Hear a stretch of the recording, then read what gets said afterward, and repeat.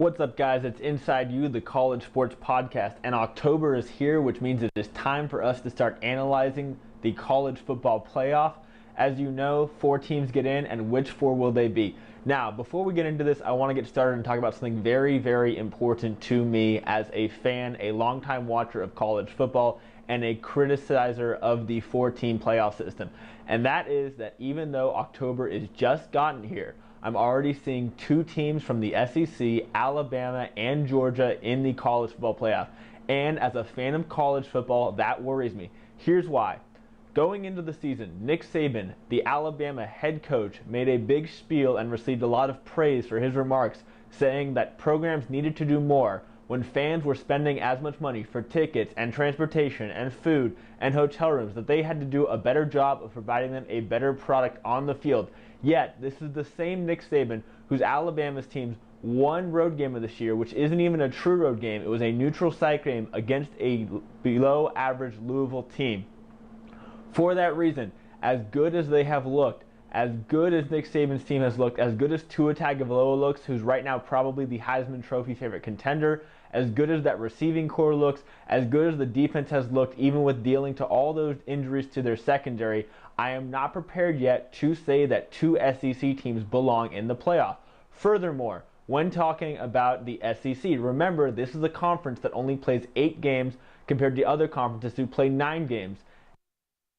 And that have an Alabama team playing 1 game against the Louisville team, which is another Power 5 opponent, and in 3 games against FCS teams, one of them which comes in the second to last week of the season before they go into their Iron Bowl against Auburn. The only way to reward college football fans and to assist and force the SEC to make changes to their schedule, whether it be scheduling more difficult out-of-conference opponents or changing to 9 conference games like some of the other conferences, is to require and punish them for their lack of schedule, and for the playoff committee to then continue to harp on the reason for UCF not getting into the playoff as their strength of schedule, and then to reward the SEC is not enough for me. Furthermore, when talking about college football right now, we have to look at the other conferences.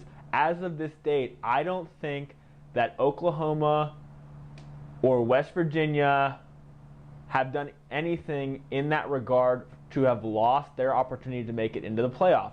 Furthermore, let's look at Notre Dame, an independent school. They're undefeated right now and have wins not only over a very good Michigan team, whose offense they managed to stifle and who look better and better with Ian Book as their quarterback, but also a very good win over a Stanford team who's impressed a lot of people and who I think was on their way to possibly winning the Pac-12 North and potentially a Pac-12 championship before this weekend. So when you look at the numbers, now we have Ohio State, who just had a huge win over Penn State, as well as a big, although it was also somewhat of a neutral site game against TCU, a big trip to Texas to face a very good TCU team. So they have a win over TCU. They have a win over Penn State on the road in Happy Valley during a whiteout. How do you knock that team out? How do you knock out Notre Dame? How do you knock out Clemson, who has a big road win over SEC member Texas A&M, as well as they've managed to win games with a second string and now a third string quarterback and everything they've gone through, and then reward the SEC with 2 teams? That does not do it for me, especially when you consider that Georgia, the second team on many people's list from the SEC's sole real win right now, is over South Carolina, who lost to Kentucky last weekend, and more importantly, that is a conference game. I don't think you should reward teams for just playing their conference slate and then saying that solely on that alone, the strength of schedule is such that they deserve such a higher ranking. That doesn't do it for me. So let's get to my top 4. First, as I said, Ohio State. Let's look at what this team's dealt with. First 3 games of the season, their entire morality, program, history, morals, everything is taken into question after Urban Meyer is suspended by Ohio State's Board of Trustees. Then, even without Urban Meyer, they go 3-0. They have a big road win over a very good TCU team. They were behind most of the game before pulling away. Second, on top of that, they have a huge road win over Penn State in Happy Valley. That, to me right there, says this Buckeyes team, with Dwayne Haskins playing as a Heisman Trophy contender, with the running backs they have in Mike Weber and J.K. Dobbins, and the defense, without Nick Bosa, keep in mind, is the number 1 team in the country. Second team, Notre Dame. Again, opening the season, they have a huge victory over Michigan. They make Michigan's offenses look listless. This is an offense that has since appeared to be actually pretty good. Then this past weekend, they pull up a victory over a Stanford team, which going into the season had the Heisman Trophy favorite in Bryce Love on their team. They continue to hold Love. They look even better with Ian Book behind it. And if they can win this weekend at Virginia Tech, I think that right there warrants them getting into the playoff, assuming they can win out. Team number 3, Clemson. Again, not just what they've done going into Texas A&M, winning against the renewed and rejuvenated Texas A&M team under new head coach Jimbo Fisher, but also with their victory this past weekend over a very good Syracuse team, that doesn't get the credit it deserves, and doing it with a third-string quarterback in Chase Bryce after Trevor Lawrence was knocked out with a concussion. That, to me, warrants consideration for the playoff, and that's why I have them as my number 3 team. And then at number 4, I have Alabama, and here's why. Like I said before, neutral site game. Their only real road game as of right now is against Louisville. It was a neutral site game in that it was in Orlando. It wasn't even in Louisville.